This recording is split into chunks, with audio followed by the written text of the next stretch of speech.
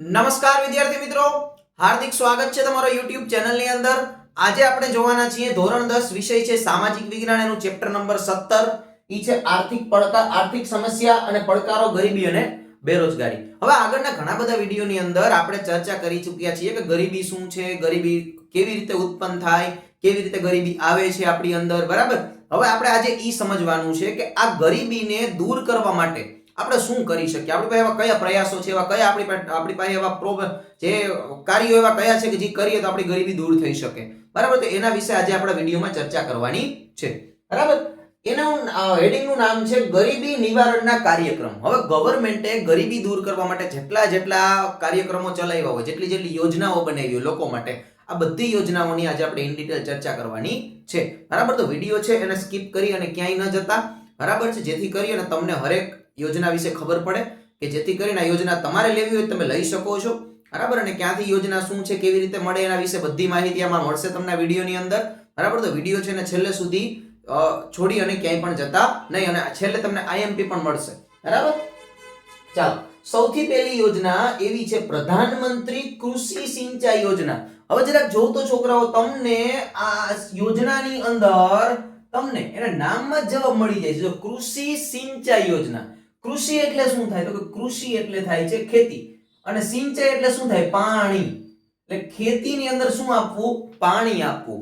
કારણ કે તમને પણ હવે ખબર છે કે પહેલાનો જે સમય હતો, આથી થોડા વર્ષો પહેલા, ત્યારે આપણી પાસે કુવાઓ હતા. હવે કુવાની અંદર કાંઈ 12 માસ પાણી રહેવું જરૂરી નથી, બરાબર. જ્યારે બોરવેલ ને એવું કાંઈ હતું નહીં, ટ્યુબવેલ નહોતા, બોરવેલ એવું કાંઈ, આપણે નહેર એવું કાંઈ નહોતું, બરાબર. તો ખેતી કેવી રીતે કરવી ભાઈ, કુવામાં તો પાણી નથી, તો એ ખેડૂત કેવો રહી જતો હતો, ગરીબ રહી જતો હતો, પાછળ રહી જતો હતો બીજા ખેડૂત કરતા. તો એને જગ્યાએ ગવર્મેન્ટે શું કર્યું, પ્રધાનમંત્રી કૃષિ સિંચાઈ યોજના આપી. એટલે કે ખેતરે ખેતરે પાણી પહોંચાડી દીધું, બરાબર. કેના દ્વારા તો કંઈક નહેર બનાવી દીધી, નહેર દ્વારા પાણી પહોંચાડી દીધું, બરાબર. ચાલો જોઈએ આ યોજના છે, એનો હેતુ શું છે, ખરેખર આ યોજના શું કામ બનાવી હતી. તો કે પહેલું, ખેતીની અંદર વૃદ્ધિ દરમાં વધારો થાય આ યોજનાથી, ખેતીની અંદર વૃદ્ધિ કરવા માટે થઈને યોજના બનાવી હતી. બીજું, કૃષિના સંલગ્ન વિભાગો વિકસે, એટલે કૃષિની અંદર આપણે ઘણો બધો આગળ વિકાસ કરી શકીએ. સિંચાઈની સગવડોમાં વધારો થાય, મતલબ પાણી વધારે માત્રામાં મળી રહે ખેડૂતને. જમીનને સિંચાઈ હેઠળ આવરી લેવામાં, જમીન છે બરાબર, બધી જમીને પાણી પહોંચાડી દેવાનો હેતુ હતો. ટપક સિંચાઈ પદ્ધતિથી સિંચાઈ કરવા માટે, ટપક સિંચાઈ પદ્ધતિ મેઇન, ટપક સિંચાઈ પદ્ધતિ તો આપણે જોઈએ તો પાણી જ આપણે, બરાબર. તો એના માટે પણ પાણી જરૂરી છે, તો ત્યાં પણ આ યોજના કામ લાગી.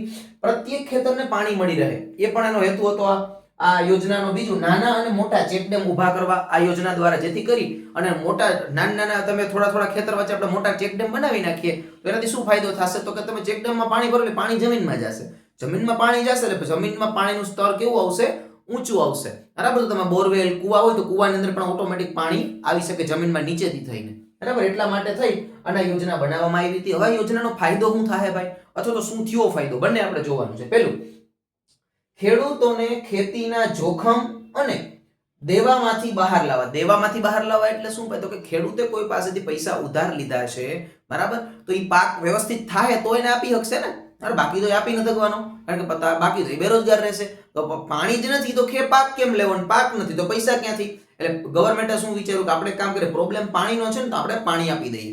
પાણી આપશો એટલે પાક ઉગાડી શકશે, પાક ઉગશે એટલે શું થવાનું છે, એની પાસે એના ઉપર જે જોખમ છે પૈસાનું એ ઓછું થતું જશે. એનાથી આગળ, રોજગારી દ્વારા આવક પૂરી પાડીને ગરીબીમાંથી એને બહાર લાવવાના પ્રયાસ કરવા માટે, આનાથી એક રોજગારી પણ મળી રહેશે.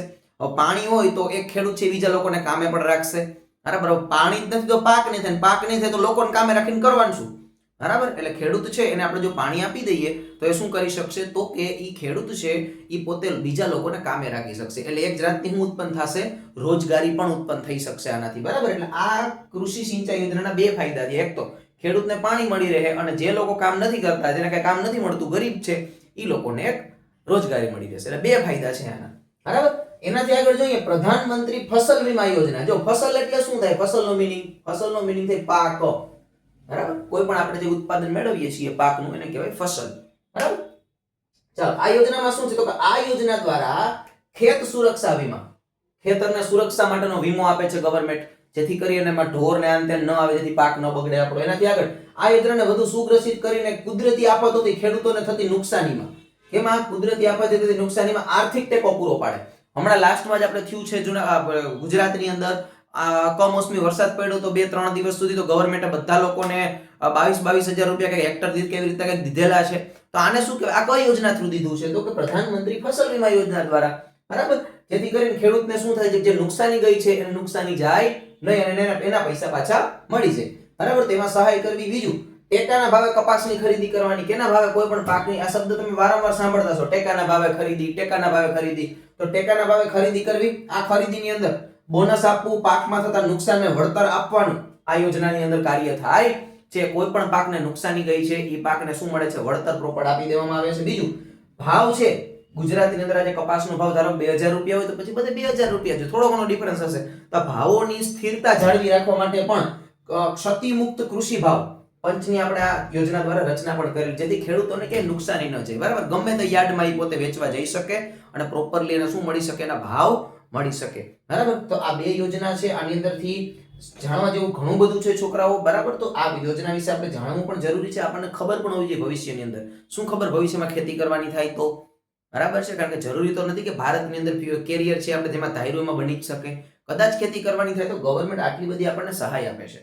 બરાબર, હજી તો કેટલી બધી સહાય હું કહીશ તમને. આ તો બે ની શરૂઆત જ કરી છે આપણે. બરાબર, તો વિડીયો છે સ્કીપ કરીને ક્યાંય ન જતા, હજી આગળની ઘણી બધી યોજનાઓ આપણે આ જ વિડીયોની અંદર અભ્યાસ કરવાનો છે. બરાબર, તો સરસ એવો પેલા બે યોજનાનો તમે સ્ક્રીનશોટ લઈ લો, જેથી કરીને જો આ પૂછાય તો આપણને આવડી જાય. ઓકે, ચાલો નેક્સ્ટ. પેલી બે જોઈ લીધી આપણે યોજનાઓ. હવે ત્રીજી યોજના જોઈએ, જે પણ ખેતી માટે જ છે. રાષ્ટ્રીય પેયજળ કાર્યક્રમ. જો આમાં પણ આનો જવાબ છે. પેયજળ એટલે શું થશે? પેય એટલે શું થાય? પીવાલાયક પાણી થાય.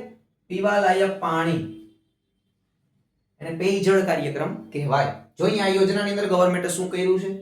આ યોજના હેઠળ પ્રત્યેક ખેતરને, એક ખેતરને પાણી. બીજું, આજુબાજુમાં કેનાલ હોય તો એ કેનાલને રિપેર કરવી. એનાથી આગળ જમીનનું ધોવાણ અટકાવવું, કે જમીન ધોવાય નહીં એવી રીતના વ્યવસ્થા કરવી. બીજું, ટ્યુબવેલ બનાવી દેવા બધાને, જેથી કરીને વાંધો ના આવે. એનાથી આગળ ક્ષાર પ્રવેશનું નિયંત્રણ કરવું. જેવા કાર્યક્રમો આ યોજનાની અંદર અમલમાં મુકાયા છે. એનાથી આગળ પાણી વધારે આપણે સ્ટોર કરી શકીએ એના માટે તળાવોનું ખોદકામ કરવું. જે તમારા આજુબાજુના વિસ્તારની અંદર ક્યાંક પણ તમે જો ગામડામાં તમે રહેતા હોય તો તમારી આજુબાજુમાં તળાવ છે એ ઊંડા કરવાનું કામકાજ ચાલતો છે. આવો શબ્દ તમે સાંભળ્યો હશે. બરાબર, જેની સાંભળ્યો હોય કોમેન્ટમાં મને કહેજો કે આ સાહેબ અમારી આજુબાજુમાં તળાવ ખોદાઈ રહ્યું છે. બરાબર.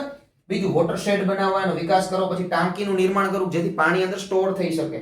એનાથી આગળ વરસાદી પાણીનો સંગ્રહ કરવો, વૃક્ષો વાવવા, પછી ઘણા બધા ઝાડવા છોડવા બધું વાવવું વગેરે જેવા કાર્યક્રમો કે જમીનને ગમે એમ કરીને ફાયદો કરાવો.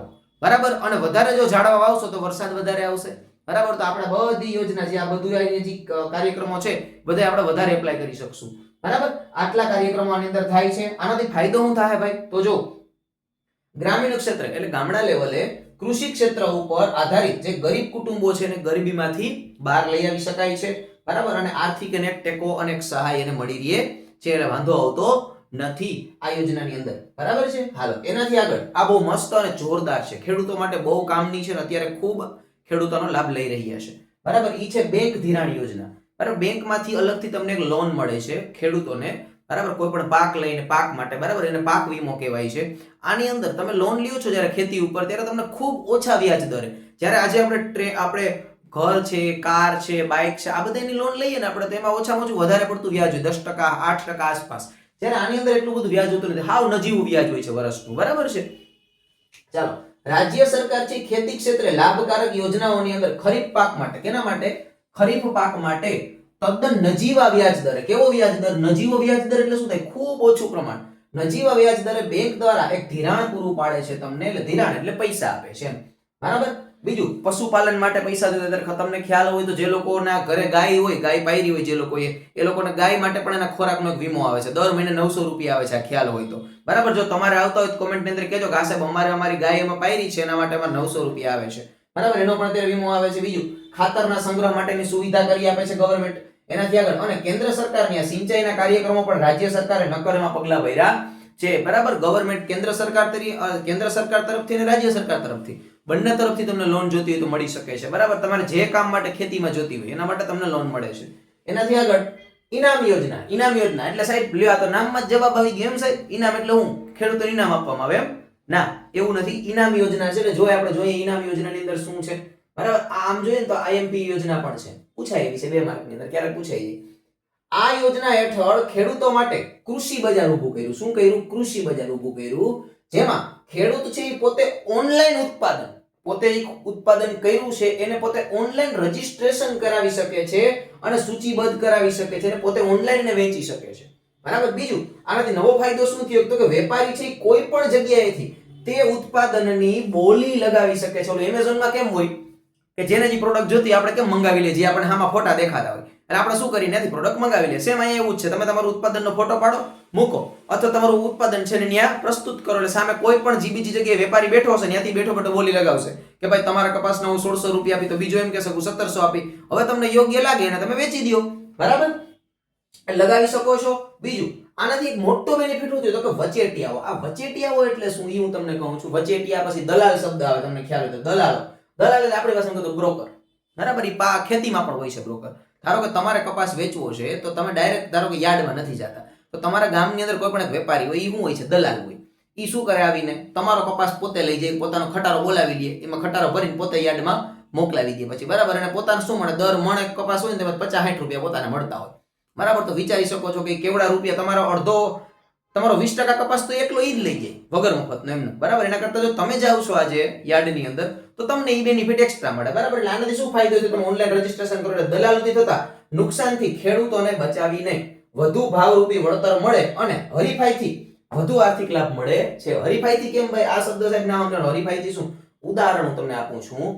ધારો કે મારી પાસે માંડવી છે, મારે માંડવી ઉગી છે, મેં માંડવી પ્રસ્તુત કરી છે એમેઝોન આ વેબસાઇટ ઉપર આની. બરાબર, કે ભાઈ જે એપીએમસી ની વેબસાઇટ છે એના ઉપર. તો આજે અલગ અલગ ખેડૂત, અલગ અલગ સામે જે વેપારીઓ છે એ બધા શું કરશે? માંડવીની બોલી લગાવશે કે ભાઈ હાલો 24000, ઓલો કે 25000, ઓલો કે 25000, ઓલો કે 25600, ઓલો કે 25700. આનાથી મને શું મળશે? કોમ્પિટિશનના કારણે મને ભાવ કેવો મળશે? પ્રોપર ભાવ મળશે. બરાબર, મેક્સિમમ પ્રાઇસ મને મળી શકશે. બરાબર, આનાથી એક બહુ મોટો ફાયદો થયો છે. કઈ યોજના દ્વારા? ઇનામ યોજના દ્વારા. બરાબર છે. બરાબર, આ ત્રણેય યોજનાઓ છોકરાઓ જાણજો. ભવિષ્યની અંદર ખેતી કરતા હશો તો આ બધી યોજનાઓ તમને કામ લાગે એવી છે.